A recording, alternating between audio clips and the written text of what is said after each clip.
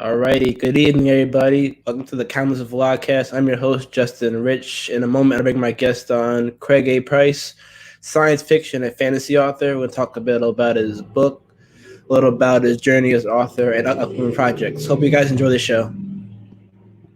Alrighty, good evening. How are you, Craig? I'm doing well. So tell us a little about yourself. Give a little introduction about yourself. My name is Craig A. Price. I write epic fantasy and dabbling into science fiction right now. I have always wanted to be an author ever since first grade in grade school. Actually, I remember my teacher would make these little books out of construction paper and tell us to write our stories and draw pictures and make books. So I've known ever since the first grade that I wanted to be an author. I've actually started loving sci-fi before I got into fantasy, but I love both genres a lot. I got a lot of success on Wattpad early in my career before I started publishing myself and finding a couple of small publishers. I'm originally from the Pacific Northwest, but I've been living in Alabama for the past 10 years now with my family down here. Great. So, from first grade to adulthood, what got you into professionalism? Though, when did you realize you could be a professional author and publish? Yeah, I've always wrote stories. I remember writing when I was a kid, I remember writing a bunch of Command & Conquer stories and everything. And, I've always kind of wanted to write. When I was in middle school, I tried to write a little mystery book. I was, big into Hardy Boys and everything. And then I started getting into Lord of the Rings. And I really it's always been a passion of mine. But my life kind of got started early. I had to work. I had to get out of high school and actually work to help support my family and everything. And it wasn't until I started writing on a website called Wattpad that the administrators of that website liked me so much that they actually featured my novel that I was working on and asked me to finish it so they could feature it. And I started getting that book when I was on Wattpad was my first book, The Crimson Claymore, and it had over 2.5 million reads on Wattpad and 18,000 votes and over 1,200 reviews on it. And all of those people commenting and telling me what they loved about the story and encouraging me and then, giving me critiques of stuff I could fix. It was really at that point that I started, thinking, well, hey, I've always loved writing, but maybe I can actually do something with writing. So I started looking into getting published and seeking out publishers and everything like that. And then that's a really hard road with lots of rejections that I started finding smaller publishers and learning about independent publishing and decided I'm going to make this happen for myself, if anything. Great. So what inspired that first story on Wattpad? What was that process like for you when you first started writing that? I always wanted to get a novel out or at least finished. So I was struggling with actually getting a full novel together. So I've always kind of been in the background of an event called NaNoWriMo, which, if you're not aware, it stands for a National Novel Writing Month. And the website is nanowrimo.org. And you can meet with local authors. And you have these little things called write-ins where you just sit and you all try and write. And the goal of this is to get 50,000 words in a month. And so I've had this idea for this fantasy series that I kind of started when I was a kid. There's 12 chapters outlined. I wrote 4 chapters of it when I was in middle school and just kind of scrapped it. Well, I forced myself to try and get that whole book out in a month. And so I had most of it outlined and I just zipped out as much as I could. And it was 50,000 words for epic fantasy, which is really short. And then I was 2 or 3 chapters shy until Wattpad reached out to me and wanted to feature my book and asked me if I could write the last few chapters. Finishing that first book, it felt great. It's still, at that time, I needed a lot of work. I probably spent 7 to 10 years working on that book. It went from 50,000 words long to 130,000 words long down to 120,000 words. I spent a lot of time on that first book. But after getting that first project out, it felt so great. And then my writing process, I've had to learn a lot of stuff. I've learned about my revision process and everything. And now I'm able to get books out a lot quicker than 7 years. Thankfully. Yeah, awesome. So talk a little about the series Into Dragonia. What inspired that from the first book to the recent book you published? Yeah, Dragonia. I've always loved dragons. I love watching them on TV. One of my favorite movies growing up as a kid was Dragonheart, with Sean Connery and Dennis Quaid. It's a great movie, and I've always loved dragons. And then I watch on TV how you'll see they'll call them dragons, but there'll be a lot of them that are actually more like wyverns in folklore for dragons, which means they only have 2 legs and then straight to wings, and they wouldn't be as large as an actual dragon would be. And I kind of had the idea of, well, what could I do with dragons, but actually include different types of dragons so people can kind of understand that there's dragons, there's wyverns out there, there's drakes, which are your wingless dragons. So I actually wanted to play with the concept of different types of dragons, and then in a war, who would win? An army full of dragon riders or an army full of wyvern riders, and what would make the difference in that battle? The dragons are going to be a lot bigger, more massive, stronger, but the wyverns are going to have more aerodynamics, maneuverability, and there's lots of fun things to play with. So I actually really wanted to kind of dig a little bit deeper into dragons and magic and different types of elements for dragons as well, from fire and ice and lightning. And it was something I've been wanting to kind of play with for a while, and I've had a lot of fun with this Dragonia series. Sounds awesome. So when you're writing different genres, do you do it at the same time? Do you mix genres, write at the same time, or do you do like a separate write from? Because I know you have Ghost Probe out too. So when you're writing each story too, do you find it difficult to write different genres at the same time, or what's that process like for you? It's been a little back and forth. On one hand, when you're deep into one genre and you kind of get stuck when you're writing a little bit, you kind of think, I just need to take a step back, and then I'll jump to a different genre and start writing it, and then it kind of flows for a little bit, and then I might get stuck there. I can jump back. So at that kind of makes it nice to be able to go back and forth a little bit. But it can be challenging at times. But my sci-fi is similar to a space opera or Star Wars. So I actually have like a space mage in there. So I do have a little bit of a fantasy element. It's not quite all hard sci-fi, but I do try and have some science in it, because I do find a lot of that science fascinating, different things I can do with the world and space and travel and everything. Okay. So what inspires you to become a self-published author versus publishing, taking the traditional route too? What decided you to go self-publishing route?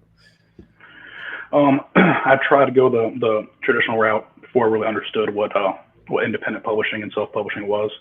And I have hundreds of rejections from agents and publishers. And it just kind of, it knocked me down a couple pegs, because I was starting to feel like I could actually do this.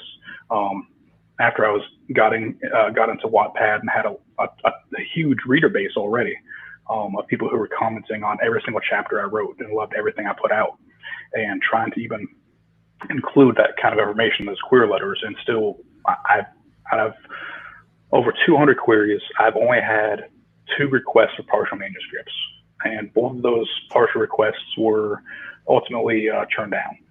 So I tried it for a while, and then I started learning about independent publishing. I found a lot of podcasts out there, books about it, and I just started absorbing everything I could. And then I started realizing that unless I have a really big name, even if I were to sign with a publisher, I'd be doing all the work anyway, all the marketing and everything else. So I figured, if I can just figure out to do it myself, maybe later on I can land a bigger publisher once I kind of made a name for myself. But even if I do that, I'm still going to probably be a hybrid author, to where I would do both. So talk about that a little bit deeper, publishing, and then what about branding yourself and promoting yourself too? Talk about that a little bit, marketing, how that works for you personally. Yeah, marketing is definitely tough. It's hard to get yourself out there, finding interviews to talk about your stuff, getting with other authors and who are in your genre, who you can read some of their books. They can read some of yours, and kind of recommend each other's books to your fans. Provided that you actually like their stuff. But it's a lot of work, no matter which way you go. And then getting into advertising. I'm dipping my toes into some Facebook advertising right now, a little bit of Amazon advertising. It's a lot of work. It's a lot of studying. It's like going back to school. I just got notebooks full of notes and all kind of stuff of stuff to try, and target.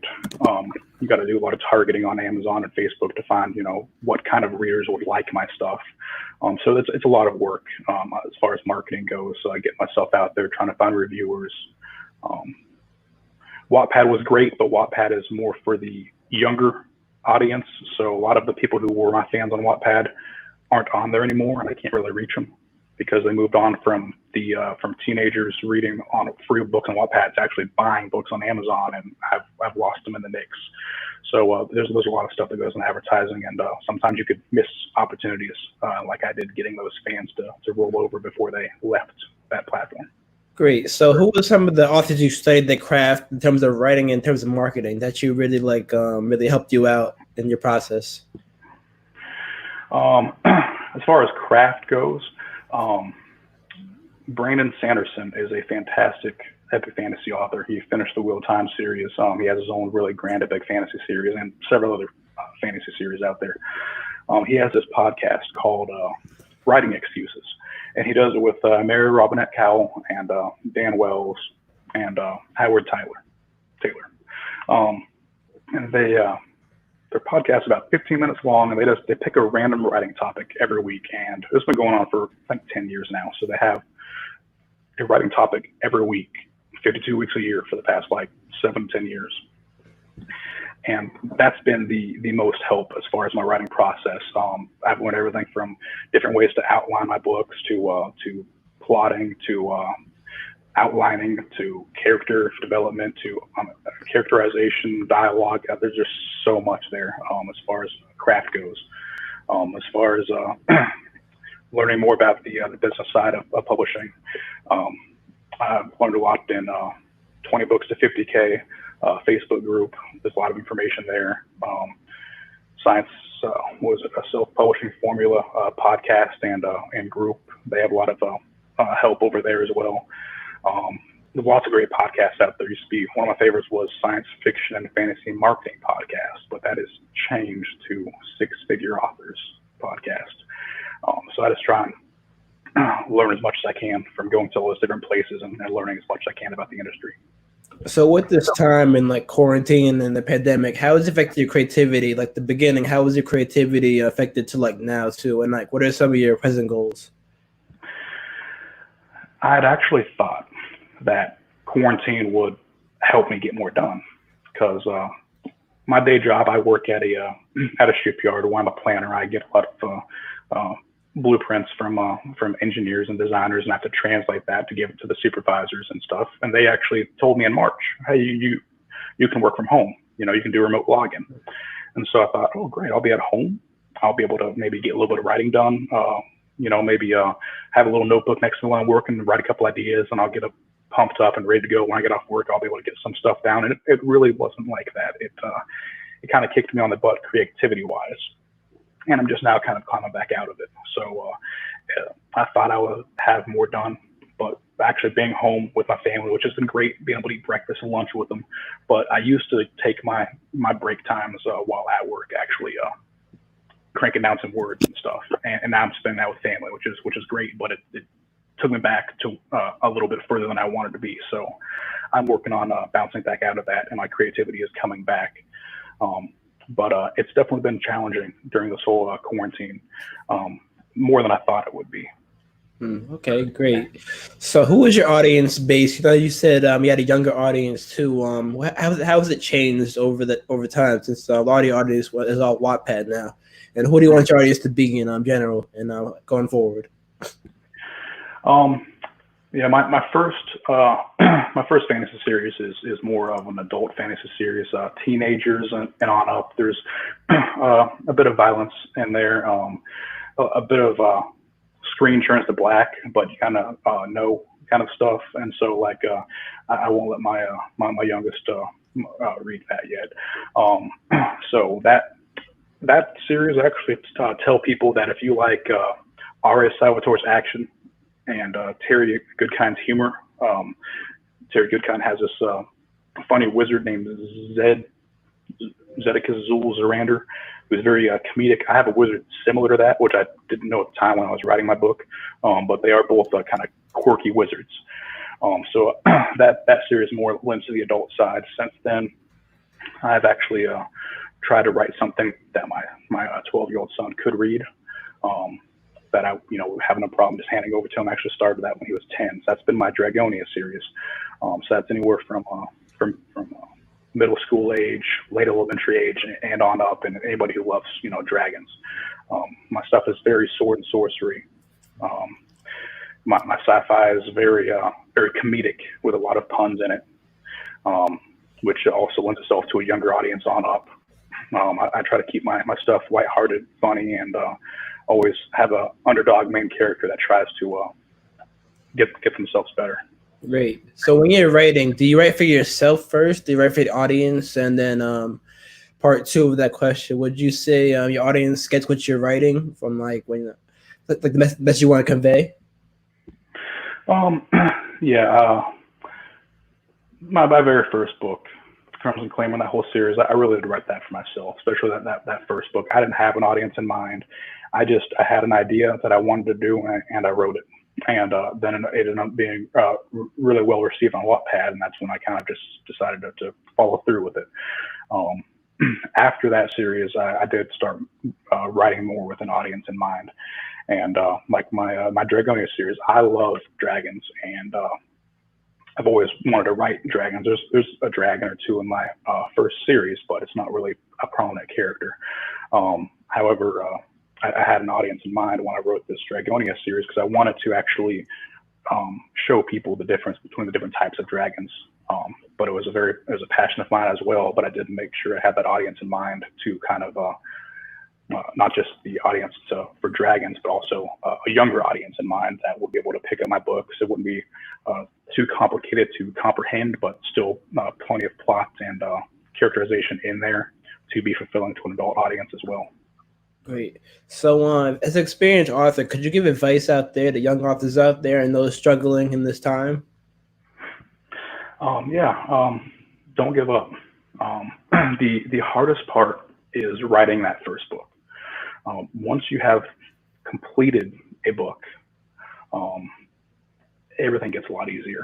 The first book you can spend years working on, writing, outlining. Don't get trapped in an outline.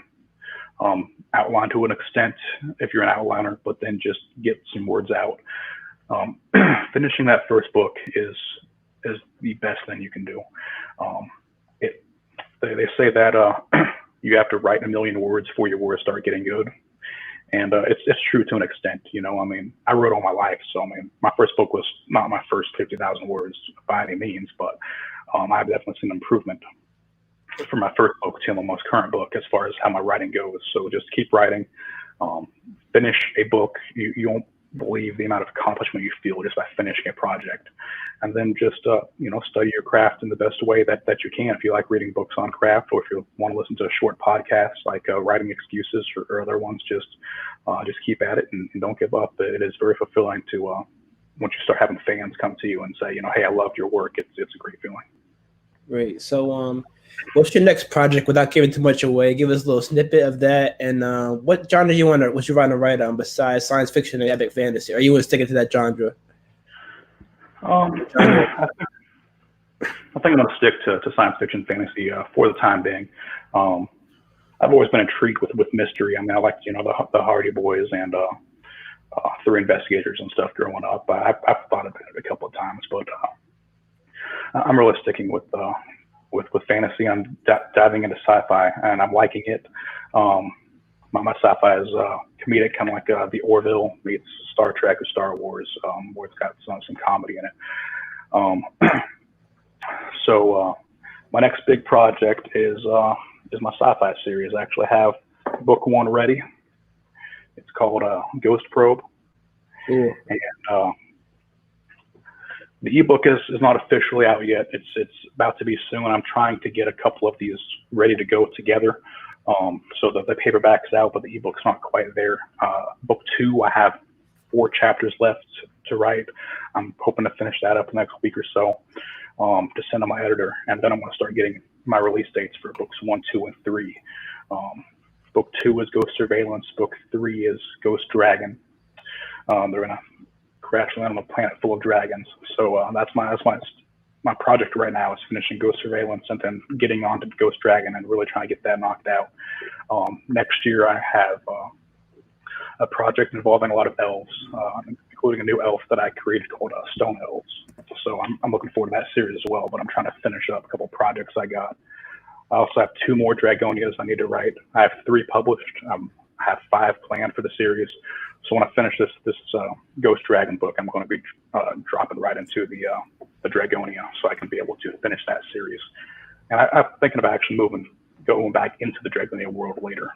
But great, dope covers too. Dope covers and dope stories too. So last thing, I like to end these with like a positive message from you to the audience out there. Anything you'd like to share with the world out there, to your fans, audience? Yeah, I appreciate everyone who reads my stuff, and I love hearing from my readers. I also have audiobooks available if anybody likes listening to books. I have them on Audible.